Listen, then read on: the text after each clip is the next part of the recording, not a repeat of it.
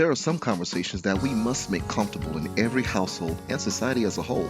There are also moving stories of perseverance and purpose that not only uplift others, but inspire us all to think and reach higher in hopes of positively affecting someone else. Throughout my journey, I've been fortunate enough to have been a part of some amazing conversations and witnessing wonderful stories of transformation, including my very own. And now I share them with you. Your stories, your narratives, our inspiration. I'm Cory George, and this is One on One. Man found fatally shot on dead end street in Houston. The body of Cory George, 25, of Houston, was discovered in the 4400 block of East Orem about 7:30 a.m. Sunday. He had been shot once in the head. His death made headlines in the Houston Chronicle, published on September 8, 2009. His murder has gone unsolved. Roy George was my little brother. And today we go beyond the headlines and stories of the day to bring you the truth of what truly happens after a life is either lost or injured as a result of gun violence. My guests have either lost loved ones due to gun violence or are victims themselves. Joining me today to talk about the aftermath that gun violence has left behind in their lives are Lisa Council, Mr. Tariq Hall, Laura Morris, and Angelina Harvey. And so thank you guys so much for joining me today. I really appreciate your bravery and your time today. And the reason why I wanted you to have the pictures up is because I wanted people to put a face to the story that has impacted your life so much thus far. So I'm going to go from chair to chair for you to tell me, who is that person in the picture? This person in the picture here is my only sister, Linda, who was brutally murdered in July of 1993. She was murdered by her husband because she wanted to leave. She was in a domestic violence marriage, and she was a victim, as well as her two daughters, who were 3.5 and 8.5 at the time. My sister was shot in the head 4 times at close range. She was also stabbed over 32 times, and her skull was completely crushed. She was a mother, a daughter, a sister, a granddaughter, and an aunt. She had just recently re-enrolled in school to pursue finishing up at her education. She had just given her life back to Christ and through baptism and being saved. So, and so by all accounts, she had a whole life ahead of her. A whole life ahead of her. She was getting ready to be 29 that September of the same year. Wow, sorry to hear that. Yes. And thank you for sharing. And who is that person in the picture that you're holding?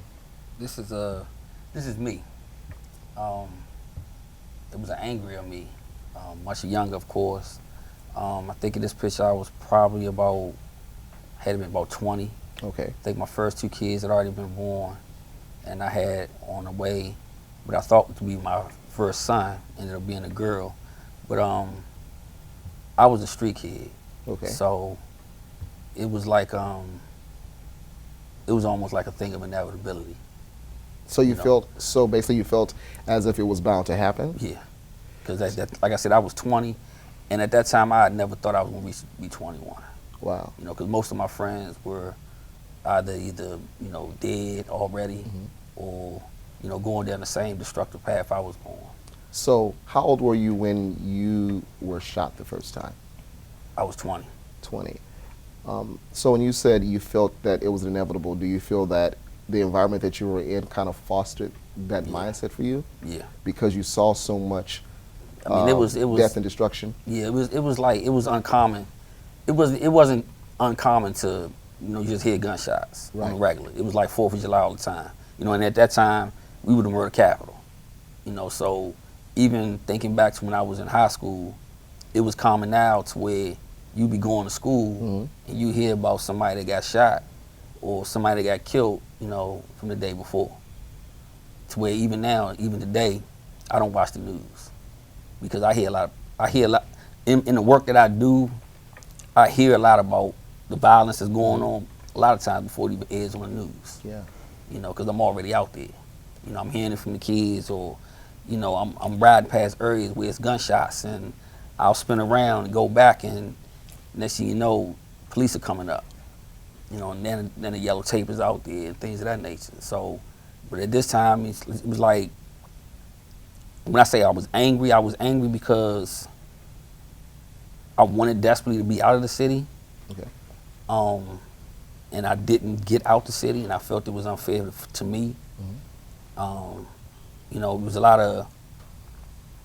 lot of back and forth between me and my old man. Okay. You know, we didn't have a really good relationship, and I think I was angry at him because I felt he had not allowed me to be who I needed to be. I had been offered opportunity to go to school here, matter of fact, at George Washington University, and I didn't want to go because I didn't want to be in the city. And I kept saying, you know, if I stay here, I know what I'm gonna do. Yeah. You know, so because I didn't take that opportunity and I got offered acceptance to some other schools, you know, my paperwork didn't get done on time, and so I was really mad. But I mean, I tried to make the best out of it, but then it was like, within my first year out of high school, I had my first gun, you know, my first gun charge, so I couldn't leave because now I got a case pending. Right. And I was just, you know, like I said, the anger just built up more and more. I'm going to talk to you more about. I want to talk to you more about that, but also the fact that we're thankful you're still here because of the work that you're doing now, based on your turnaround. So we're going to talk about the turnaround because that's important, because some people don't know that it's possible to come back from these things. And so I'll move to you to talk about that young lady that's in the picture. So this is me, and these years, I've blocked out a lot of these years and don't remember. I was being severely abused by my ex-husband, and right around this time he had shot me. I think, like I said, most of it I've blocked out because most of this time wasn't very pleasant to think about. But through some sort of, I don't know what, instead of actually killing me, he just wounded me. And because I was being abused and he had a gun, and this was long before there were any sort of laws to regulate any of this, there was no way to take the guns away from him. The police didn't really seem to care that much. So I didn't leave. I was too afraid. I figured if he didn't kill me the first time, he would certainly kill me the second time. So I never thought I'd live to be this old. I always thought that like Tariq said, I always thought that I would die young. I thought he would kill me. And so it was only because of the love of my son and just sheer will that I got away, and I'm here. Yeah, but not only are you here, you're actually doing work to help other survivors, and we're going to talk about how all of you know each other, you know, thankfully from a special person who connected us all together. Now I want to talk about the young man that's in that picture. This is 27-year-old Troy, my best friend, my little brother, who was murdered in December 28, 2003, 11:45 p.m. I will never forget the knock on my door. Yeah, we talked about that, yeah. I still have nightmares. I can still hear the knock on my door saying that he was gone. I had talked to him earlier that day. He had just given his life to Christ 2 hours before he was killed. Wow. And he walked outside, and the minister said, I heard the gunshots, and I knew it was him, and I knew he was okay. And I think later it gave me some comfort, but right after it happened, I turned into a beast. I was angry at the world, really angry. I wanted revenge. I was not myself. I was very angry, and I didn't even know myself anymore. And so I went from this loving, nurturing sister mom to somebody nobody knew. Well, and so let's talk about that first, because I think when I talked to all of you, one of the first questions I asked was, how did all of this change the way you manage your life? So I want to start with you. What after this happened, although it was your sister, it transformed the way that you lived your life as a result. It tremendously transformed the way I lived my life. One, I was a victim at the time as well of domestic violence in my marriage. However, that didn't stop me. The way it transformed me is survivor's guilt. I lived with the fact, and I still do today, even as a mom, that why am I here? And she was taken away. Why did my nieces have to be raised without their mother? They never got a chance to know their mother. As a result of my sister's murder, my oldest brother committed suicide. He could not deal with the death of my sister. In 1995, my brother committed suicide. So I lost not only my sister, but my brother as well. I have to watch my mom grieve. My mom is a 75-year-old woman who suffered trauma herself from childhood, and she never grieved. She never got therapy, and I have to watch my mom grieve. She's just going through that point now where she's talking about her feelings, expressing her feelings, trying to get help. That's very hard. Nightmares are real. I have nightmares. Anxiety attacks, panic attacks. I am afraid to be out in public. I do not like large crowds. I'm a very sociable person, and it's really hard, you know, when you get invited out and you say, yeah, I'll go, but in the back of your head, you're like, well, let me see what excuse I'm going to come up with. Either that, or is it sometimes you have to, as I say, psych yourself out? Yes. Saying, I know usually I'm going to say no, but maybe I need to do this. Absolutely. So what do I need to tell myself? Yes, absolutely. Psyching yourself to just out. put the clothes on first. Absolutely. Yeah. Also, I have unfairly not allowed my daughter, who is now a teenager, to live, quote unquote, a normal life. I have shielded her from everything. I am very overprotective. Everyone in my daughter's schools knows who I am, because if you mess with my daughter or look at my daughter, I am in automatic protective mode, which is so unfair to her. PTSD is real. Yes.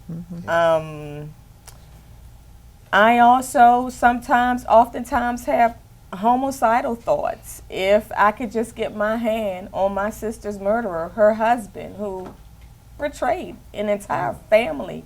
And the one thing that's really hard for me is to sit and my family in parole hearings to address and try to get answers to, why did you do this? And the only answer the person can come up with is, I don't know. My life will never be the same. Yeah, and when we come back from our first break, I'm going to ask you, Tariq, how common is some of the things that she's saying that you can reflect on. And so stay tuned, and we'll be right back.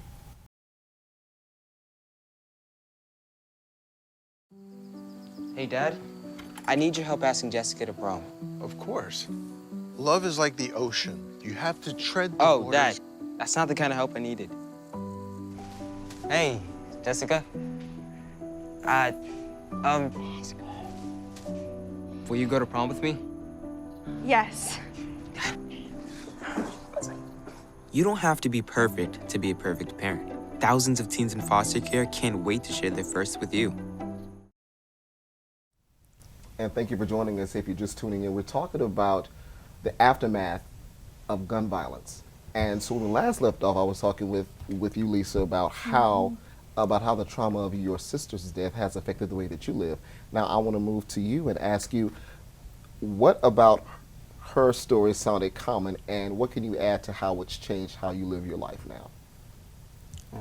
I mean, pretty much all of it is pretty common. And in retrospect of how I'm living even now today, like she said, the large crowds, I don't like the large crowds. I don't like a lot of movement around me. You know, if it's too much movement, I'm just watching. I don't know what you're doing. I don't like a lot of, sharp sounds. I was going to ask that. I was like, so what about sounds? Like, yeah, I don't like the sharp sounds. I mean, I don't necessarily jump because I know I was just recently having a conversation with a colleague of mine, and she had stated that she said something about hearing gunshots and how she ran, And I was like, why would you run? She's like, what do you mean? I said, well, for one, you don't know where the gunshot's coming from. You could be running towards the shooter. Or worse yet, you can be running towards the person that he's shooting, and they can be shooting back. So first you need to do is stand still, get a direction, space, on where the shots are coming from, and then you need to go to the other direction. Now, is this something you learned? Well, this is in your experience because of how you grew up, or is it something that I think was trained? It's a little bit of both. Okay. I went through street intervention training, and it was like the whole time I was going through this training, a lot of the things that was taught to the class, I'm sitting there like, I've been doing that. Yeah. You know, and it was like, and from what the instructor told me, because he become a very close friend of mine, almost like a mentor.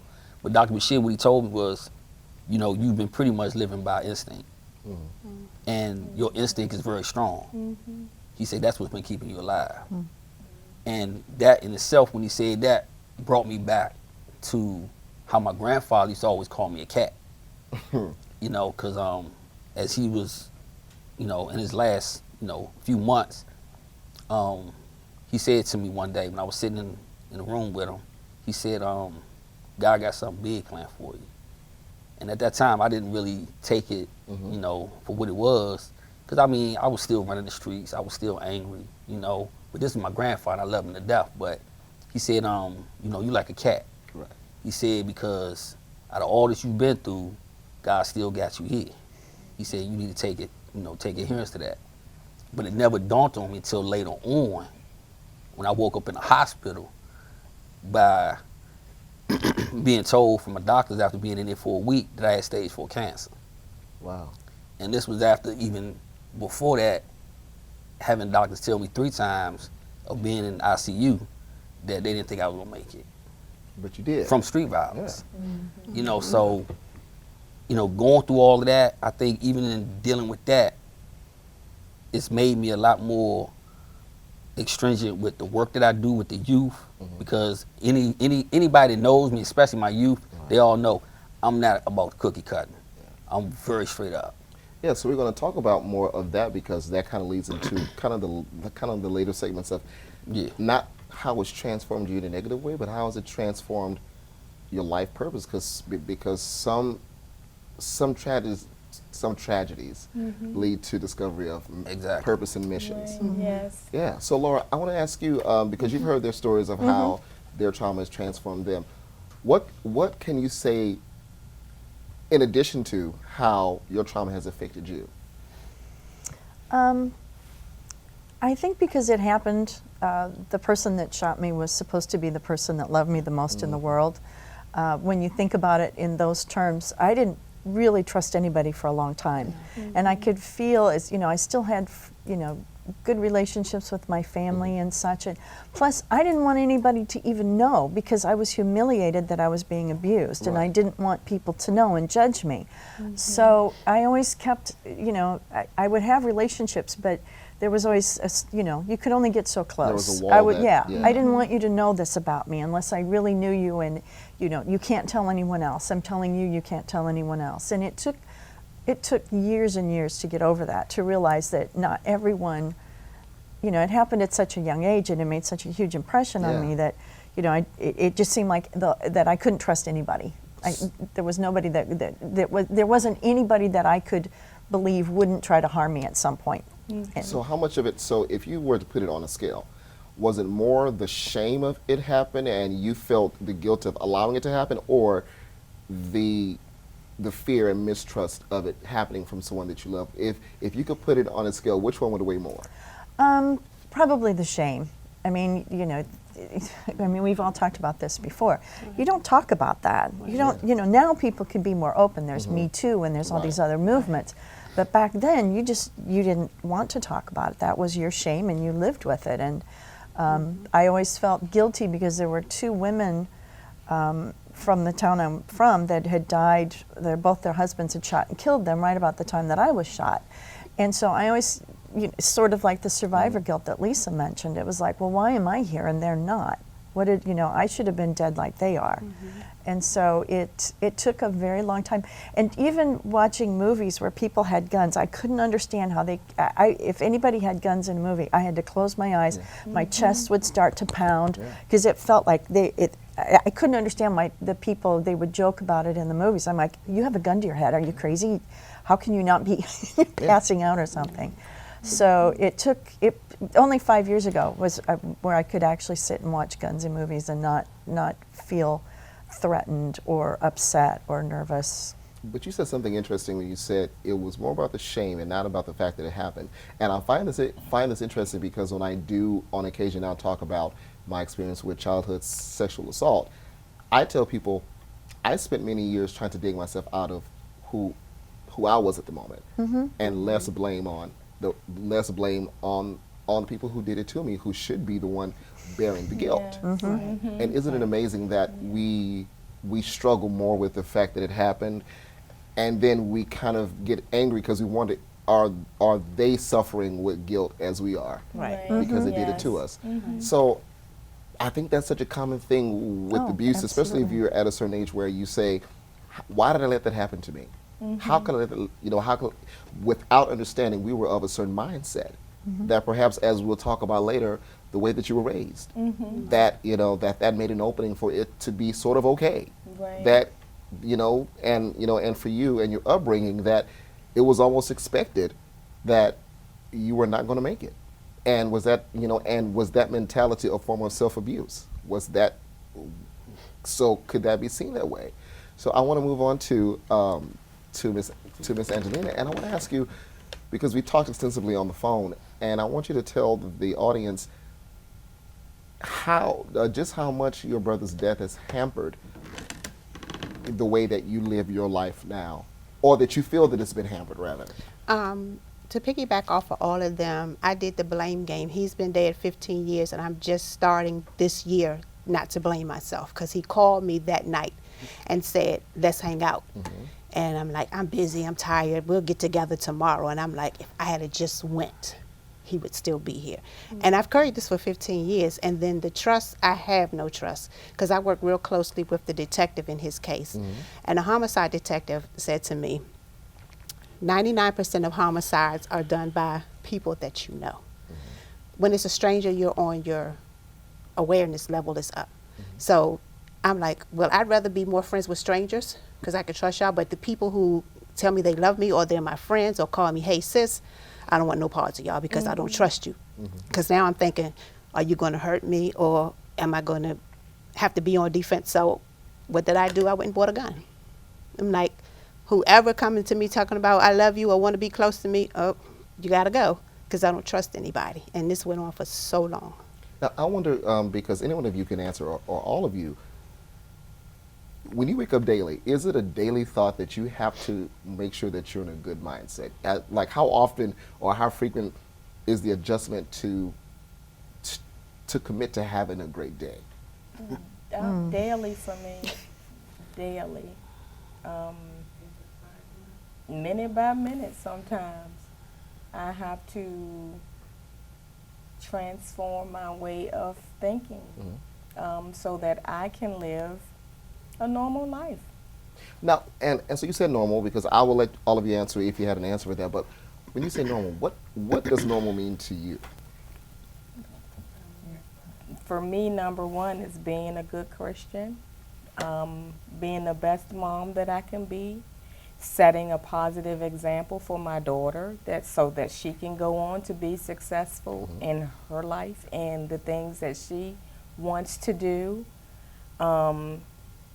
Also, I struggle with having to convince myself that I'm good enough for the things that I do have now, the work that I do, my job, just everyday living. Well, one thing I was taught, and this is because I went through therapy myself for some other things, and one of the things I live by is that sometimes when things happen, it forces you to create a new normal. So the normal that used to be, and what you may envy in other people, it can't be your normal. No matter how hard you try, you have to find that jewel that says, this is my normal. It's a good normal. It's better than what the normal used to be. So sometimes we have to just sit and say, okay, well, what is working for me? and lean on that. And it's hard because if it's a learned behavior of the trauma, then it's a little harder to find that normal. But I am going to talk about therapy, and for those who have had it, how it's helped you, and if you encourage it or not. And so, Tariq, I want to ask you, if this trauma had not happened, because I know you found the purpose in it. If this trauma had not happened, then do you think you would be sitting with us today? To what the trauma as far as to me, Yeah. that wasn't the catalyst that made me change. What made me change is over a period of time, after losing so many friends and even losing family. I mean, just going off of what she said, I can recall, and I mean, I'm thinking about it now, and it's making my hands just get literally wet. But I've had several calls, or at times, it's been several times where somebody has asked me, man, I want to go hang out, and I didn't, and that was the last time I saw him.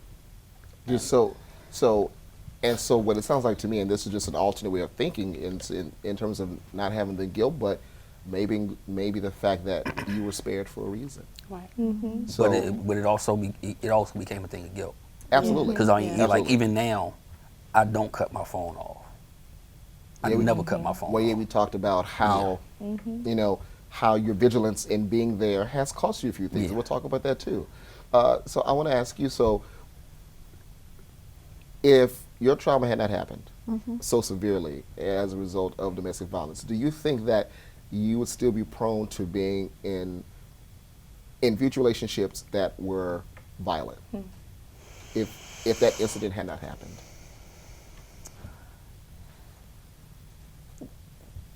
I learned my lesson after that one.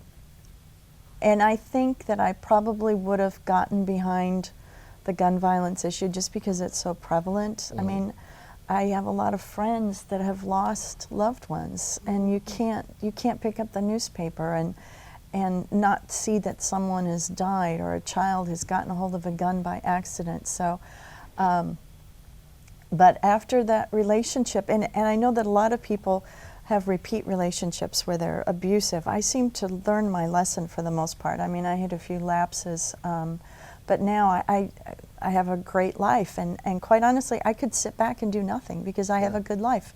This doesn't affect me that closely anymore, but I think I would still be working towards it.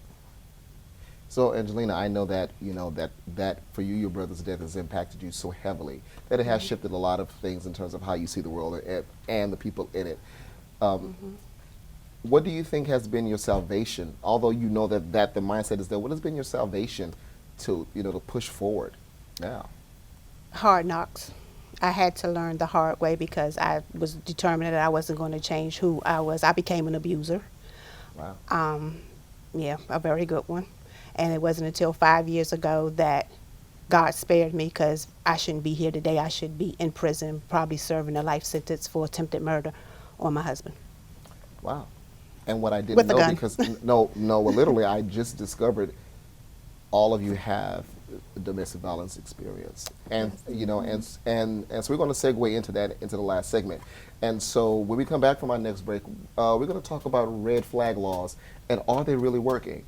And so stay tuned, and we'll be right back.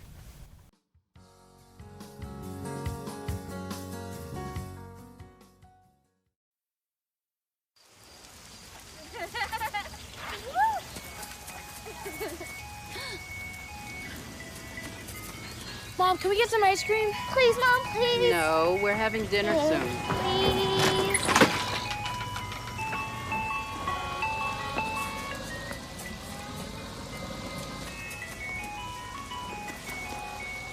You don't have to be perfect to be a perfect parent.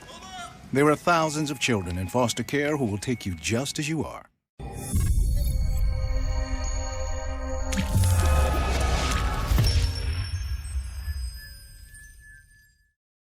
In the United States, a red flag law is a gun violence prevention law that permits police or family members to petition a state court to order the temporary removal of firearms from a person who may present a danger to others or themselves.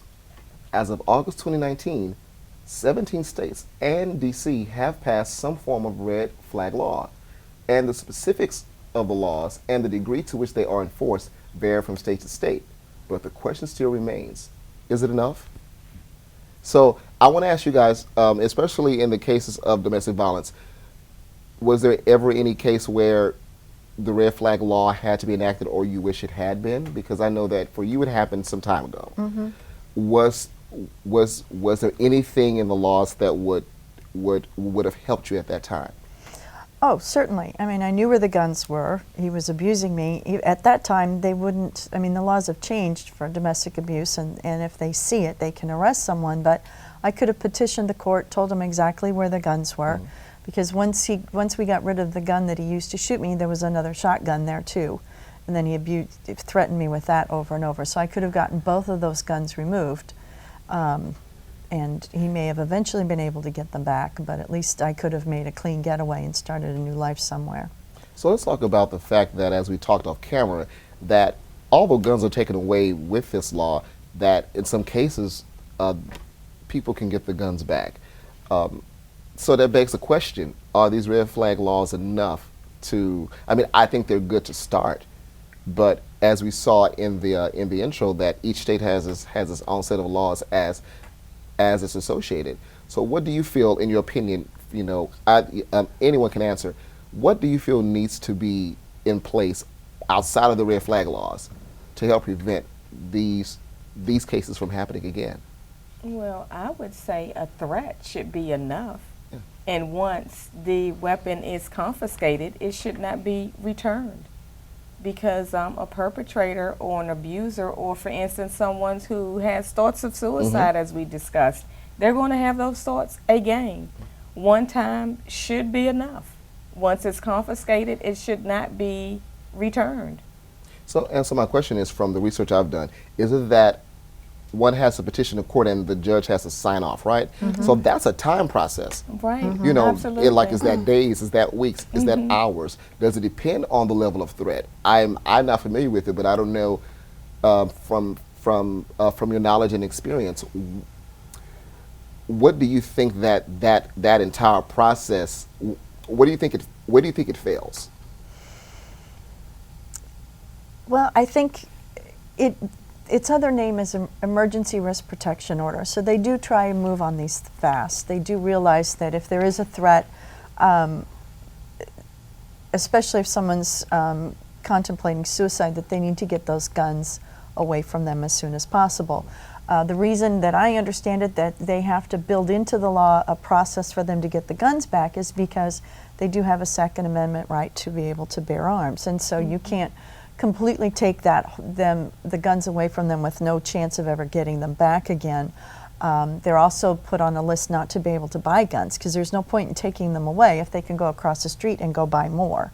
So I think that the reason that they want to have these laws across the United States is because exactly what you said. Everyone has varying parts of it. Some are enforced a little more stringently, some are used a little more. I think Maryland has retrieved 1,000 guns or something since they put the red flag laws in. So I think it's a good law. It's a good start. It's better than nothing. So I want to kind of jump into the therapeutic part. So how many of you have tried or are in therapy? On speed dial. So because it's a very interesting conversation, because all of you brought up some form of PTSD, and the fact that you could acknowledge that is a big deal, because sometimes, you know, someone would say, well, that's just how Laurie is, or that's just Tariq, he's just doing his thing, just don't bother him. But you guys wanted a better way for yourself. So I want to commend you on taking that, on taking that route. But I want to start with you, Tariq. First of all, what prompted you to seek therapy? And secondly, how do you feel therapy has opened you up back to your own life? First and foremost, I probably need to go back to therapy. What prompted me to go into it, it just felt like the walls was crashing down on me. I mean, at the time, I had just went through a couple of losses of youth that I was working closely with. And I was working like 3 different contracts, and I was running all over the place. And being in the community, dealing with the kids, and at the same time, I was going into the detention centers. So it was like I didn't know what was going on. You know, I was going through a slight period of depression because it felt like it was just getting harder for me to get up in the morning.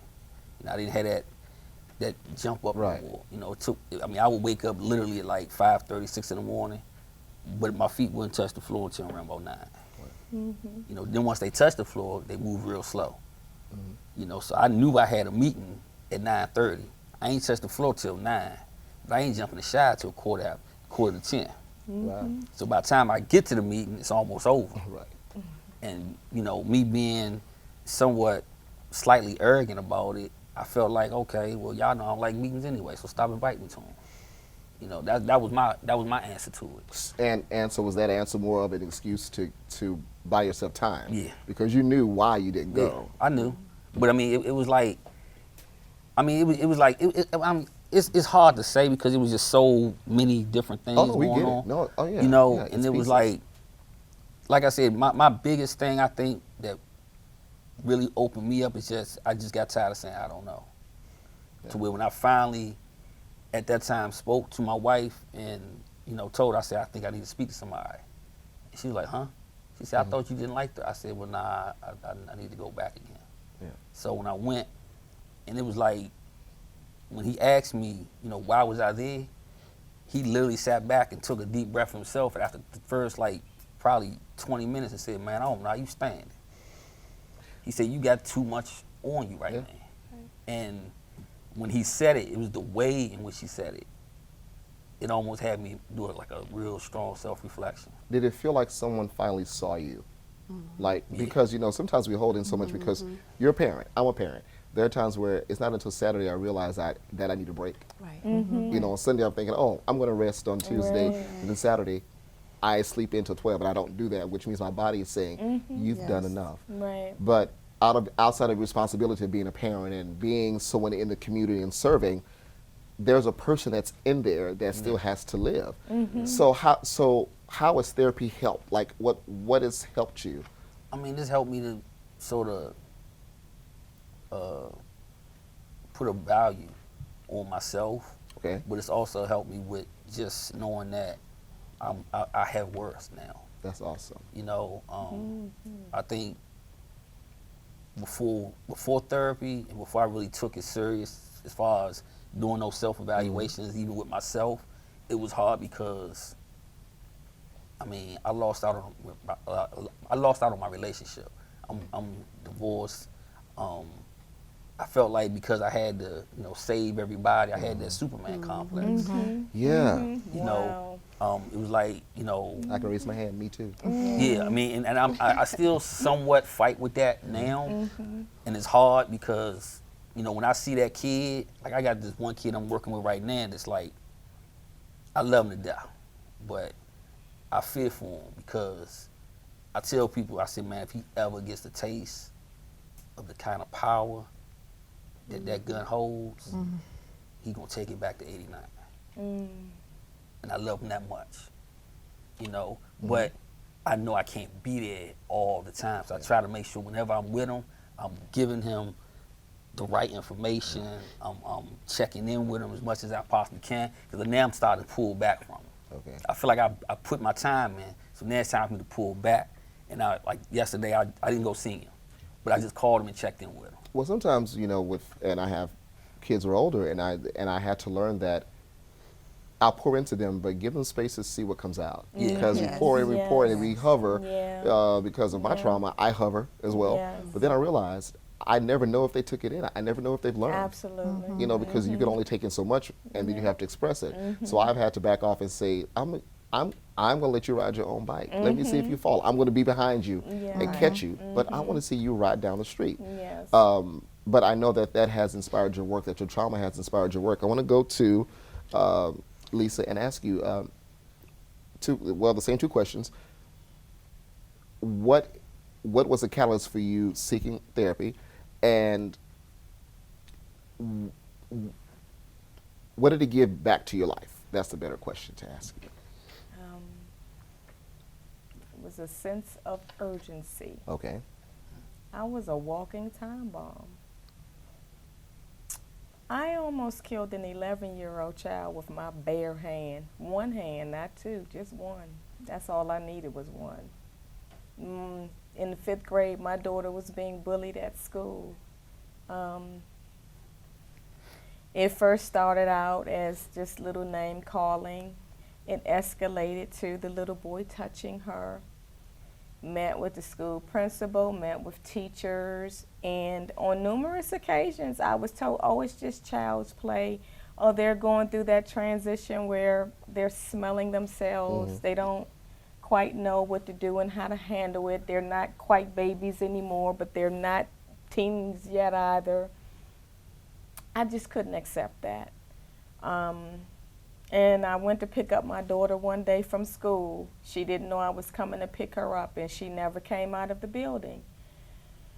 When she finally came out of the building, her hand, her left hand, and she's left-handed, we both are left-handed, her left hand was wrapped up. And she was escorted out by her teacher. And I looked at her and I said, what happened to your hand? And my daughter would not tell me because I think that she knew what would happen. And the teacher looked at me and she put her head down and she says, there was an accident at school. What was the accident? I never received a call. We called her dad. And they did indeed call her dad, but they didn't tell her dad exactly what happened. So he did not feel the need to call me. Right. The same little boy that had been bullying her knocked her down because she would not give him something, and he jumped on her and he broke her hand. Oh my. What did you all do? They sent him home for the day. So as I'm packing my daughter up to get into the car, he comes walking down the street and I see him. School kids are being dispersed to go home. Teachers are everywhere. And I asked him one question, but by then I was just already out of it. It triggered, just triggered. He gave me the wrong answer. I called the police. I told them to get to the school now because I was going to kill someone. That's all I remember. Wow. I completely blacked out. It took about 6 people to get him off of me. He was dangling in the air. He was coming out of his coat, his clothes. My whole mission was to kill him and anyone around me because how could you let this happen? Right. I remember sort of coming in and out, you know, like going in and out. And when the police came, but by the time, before they had got there, I had ran through the entire school, and I'm going to kill everyone in here because you all should not have let this happen to my baby. But at the time, I didn't see my daughter. She was my sister. That's the only face I could see was my sister's face. And he was every abuser that had ever abused me from the time that I was 13 when I was raped up until my 40s. And every abuser that had ever abused me, I saw all of those faces. And the last face that I could see before I started seeing snowflakes and everything just went completely black, I saw the man who murdered my sister. Now, so to close out the question, because it sounds like just everything came flooding back. Oh, yes, you know, it was did. Total recall. It was almost like your life flashing, yes. trauma flashing right before your eyes. Absolutely. What freedom did therapy give you in that regard? Oh, boy. Therapy gave me the freedom to be me. Therapy gave me the freedom to feel safe because I was afraid of myself. I didn't know. I was capable of harming myself. I was capable of harming my daughter. On occasion, I had actually told my daughter, you need to get away from me. You're not safe. And she would just give me a look, and I'm just being honest. I've told my daughter that on several occasions. You're not safe around me. If you know something triggers, I'm angry, and it just starts spiraling out of control. Therapy just gave me the freedom to express my pain and my hurt and my anger. And like Tariq said, it gave me words. I didn't have words. I was paralyzed because oftentimes we as victims, we're around family members and friends, but they don't know what we've gone through, so we can't express ourselves. So therapy gave me the freedom to be able to express myself and share my story and help others as a result. Awesome. Well, I want to continue the conversation of therapy, and so we come back, we're going to talk to you, Miss Angelina. And so I want you guys to stay tuned, because outside of talking about therapy, we're also going to talk about how they use their trauma to transform into purpose and worth. And so we'll be right back.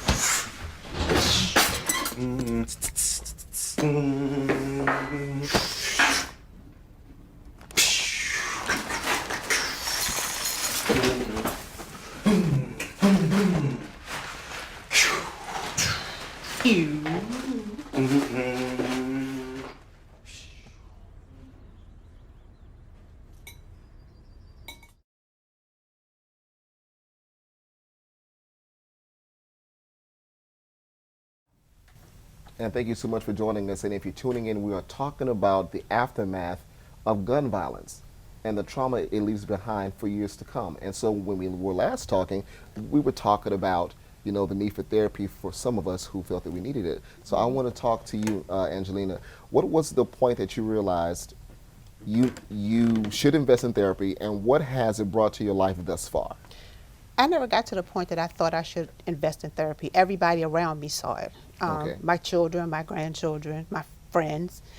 Because I would always tell everybody, I'm good. There's something wrong with y'all. There's nothing wrong with me, because I was living my normal, being aggressive and fighting all the time and angry. I'm fine. Y'all need to get like me, because somebody's going to get you. Right. So I didn't see the need for therapy until, again, 5 years ago.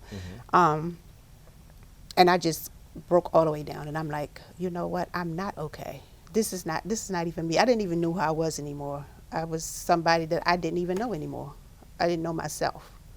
So I'm like, let me go ahead and seek this therapy thing. And it was the best decision that I've made. Therapy has taught me that it's okay not to be okay. Therapy has given me words. It's helped me not to get confused, because I would say I'm okay, and knowing in my brain, you're far from being okay. And so one by one, I'd like for you to tell the audience what work this trauma has inspired for you. Trauma has inspired me to help others, and that's just simply by sharing my story, what I've gone through, what my family's gone through, the death of my sister, the suicide of my brother.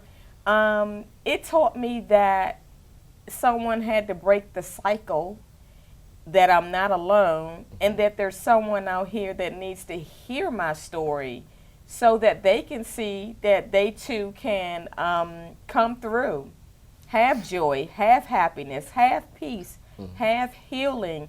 And I do that through Karina Fee, Domestic Violence Wears Many Tags, through just being out in the community, schools, churches. We've actually done several TV tapings. Drama therapy actually helps a lot. And sometimes people just don't want to go through therapy because it brings out pain, but you have to go through that pain to get out on the other side. I also share my story through writing books. That's helped me tremendously.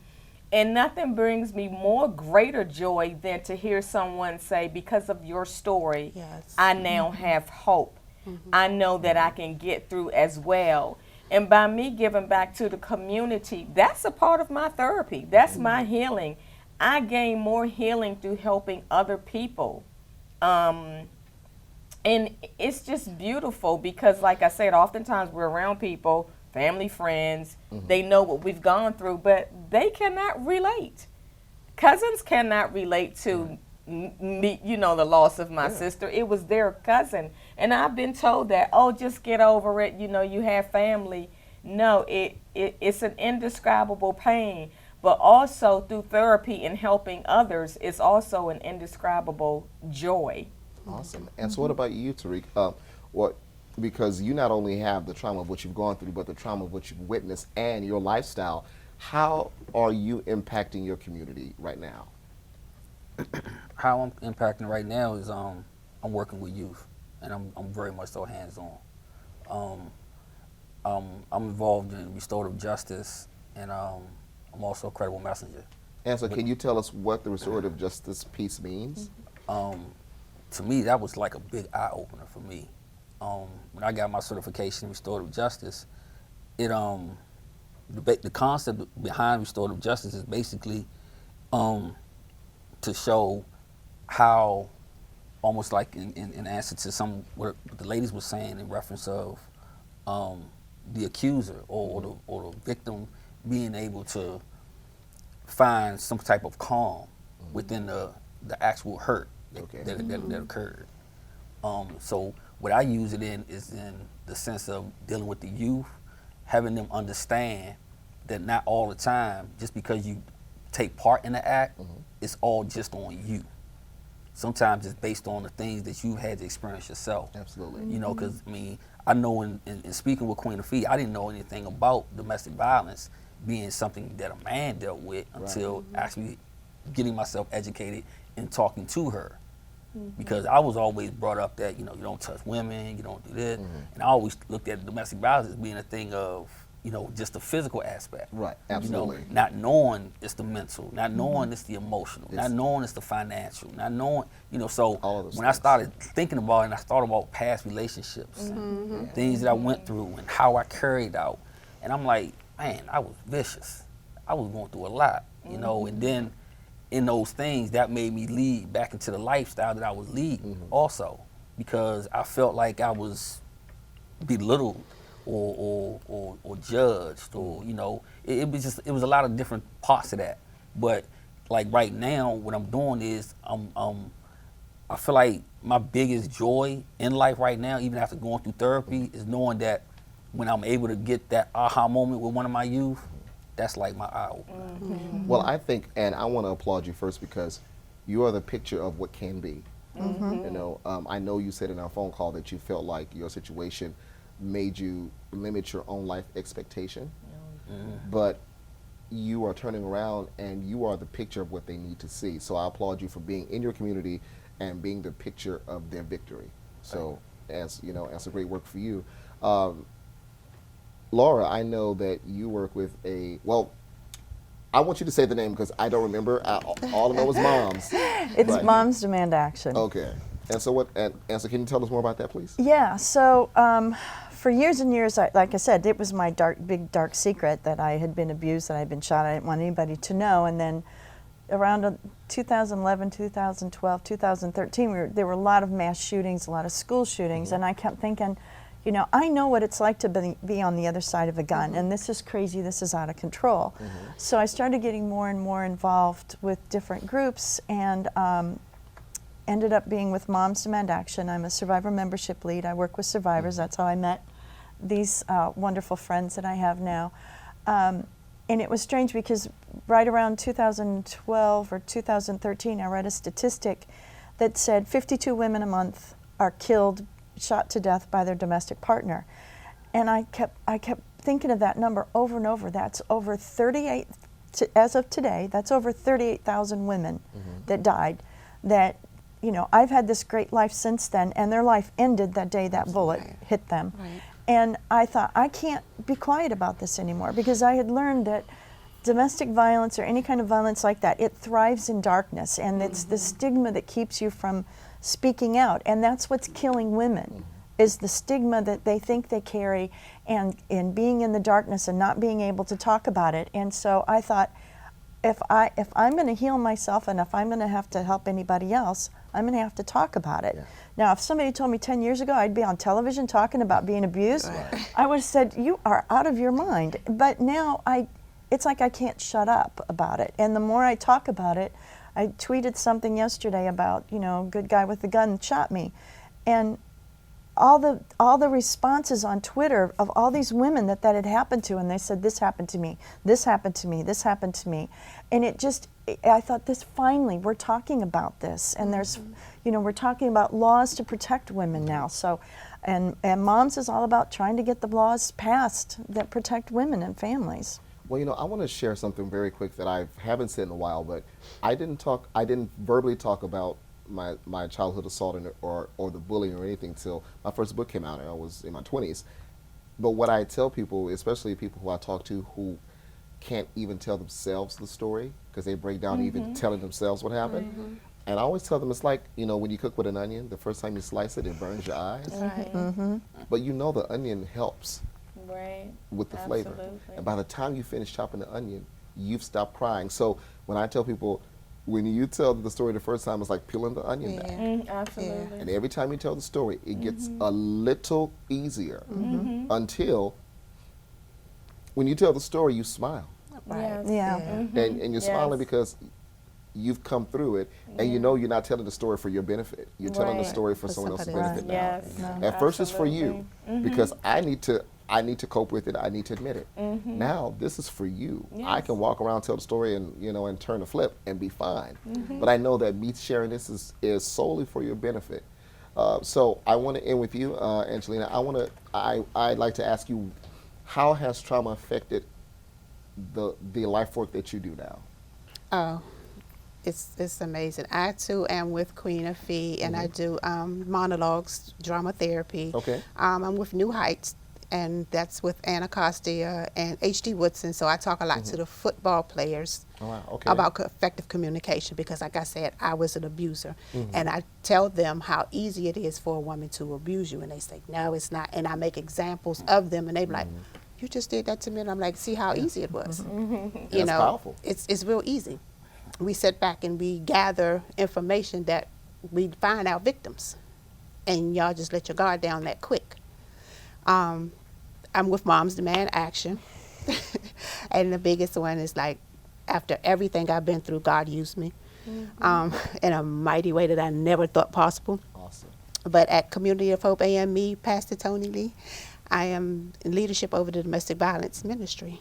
So I do now a support group, but I focus more on the men. I love my women, but I focus on the men because I know the little terror that I was, so I fight a lot for the men.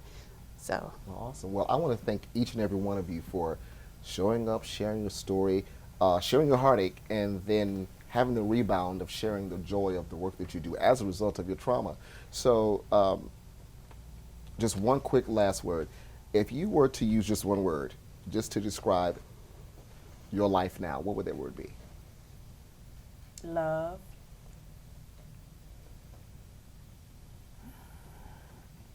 I would have to say open. Awesome. Content. peace. And there you have it, everybody. We are done. If you'd like to find out more about the show and to view prior episodes or to suggest show topics and guests, just visit oneononewithcory.com or subscribe to our YouTube channel. To find a listing of air dates and times, just go to dctv.org/schedule and enter one-on-one and press enter. Also follow us on Instagram at One-on-One with Cory.